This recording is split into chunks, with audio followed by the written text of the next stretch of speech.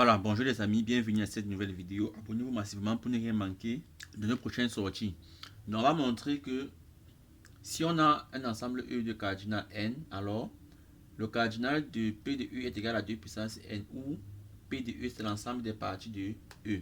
Donc, si le cardinal de E est n, on peut considérer que E est égal à E1, E2, E3,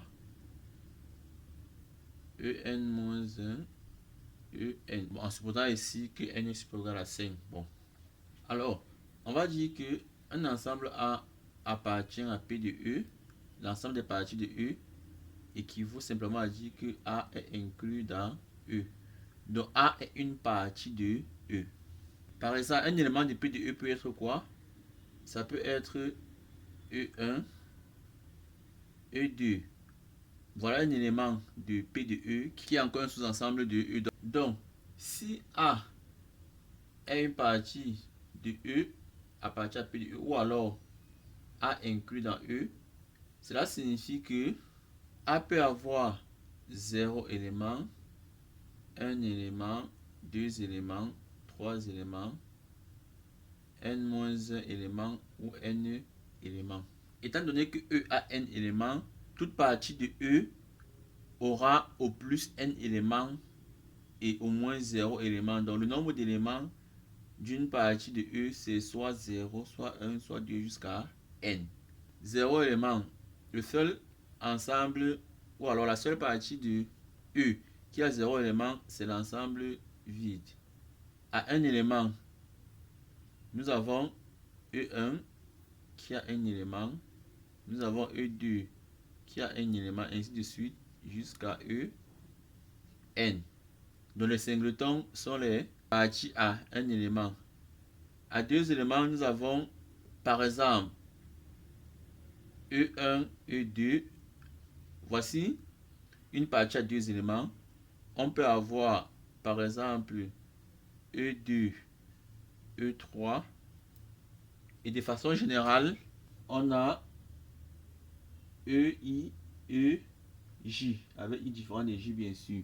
On peut également avoir les parties à trois éléments. On peut avoir par exemple E1, E2, E3. Et de manière générale, on aura EI, EJ, EK, avec IJK 2 à 2 distincts. Les parties à n-1 éléments seront des parties qui auront tous les éléments sauf un seul. Donc on peut prendre par exemple de E1, E2 jusqu'à En-1.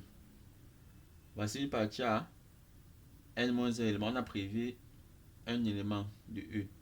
On peut avoir par exemple de E2 à En.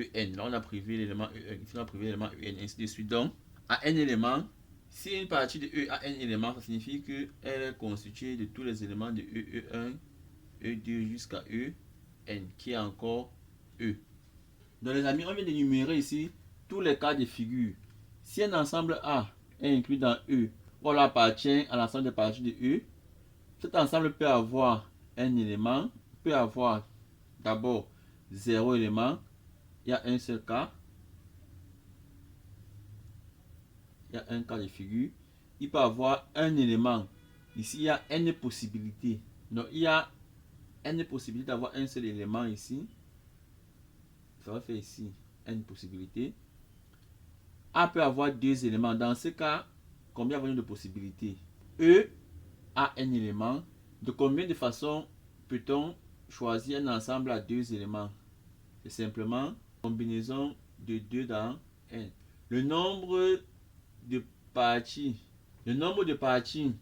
de E ayant deux éléments, c'est combinaison de 2 dans n. Donc c'est comme si on tirait simultanément deux éléments parmi les n éléments. Ici, pour 3 éléments, c'est comme si on tirait simultanément 3 éléments parmi les n éléments. Ça fait combinaison de 3 dans n. Ici, pareillement, le nombre de parties à n-1 éléments, c'est comme si on choisissait simultanément n-1 éléments parmi les n éléments. et le nombre de parties à n éléments, il y a une seule partie, il y a une seule possibilité, c'est E tout entier. Donc ici on a une possibilité. Ainsi donc, le cardinal de P de E, c'est-à-dire le nombre d'éléments de P de E, qui est encore le nombre de parties de E, c'est donc égal à l'ensemble des parties ayant 0 élément, plus l'ensemble des parties ayant 1 élément, plus l'ensemble des parties ayant 2 éléments, 3 éléments, jusqu'à n éléments. Plus une partie de E peut avoir soit 0, soit 1, soit 2, soit 3, soit n éléments.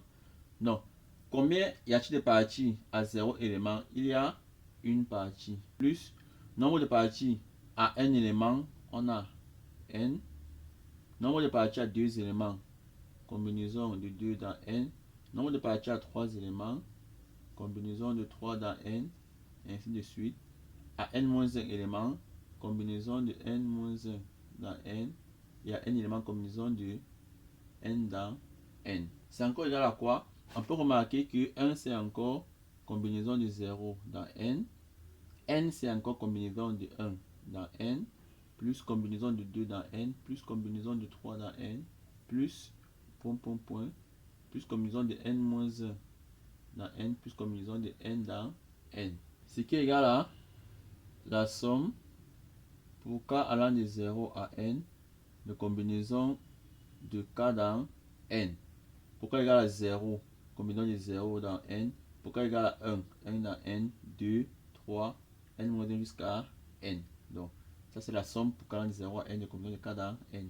Qui est encore égal à la somme pour k allant de 0 à n de combinaison de k dans n. 1 puissance k fois 1 puissance n moins k. En multipliant ici par 1 puissance k fois 1 puissance n moins k, je n'ai rien changé. Ça c'est encore 1, ça c'est encore 1. Le produit me donne encore 1. Et multiplier tout ceci par 1, je n'ai rien changé. Donc, ici cette formule me fait penser au binom de Newton. On rappelle que somme pour k allant de 0 à n de combinaison de k dans n, a puissance k, b puissance n moins k, c'est a plus b à la puissance n. Nous avons exactement la même formule ici avec simplement a égale à 1. Donc si on remplace ici a par 1, b par 1, on a exactement la même formule. Ainsi donc cette somme va nous donner, on a ici a, on a b, ça va faire a plus b, 1 plus 1 à la puissance n, qui n'est autre que 2 à la puissance n. Donc, cardinal de P de E est égal à 2 à la puissance n. Ce qu'il fallait démontrer. Merci d'avoir suivi les amis. À très bientôt pour une nouvelle vidéo. Ciao, bye bye.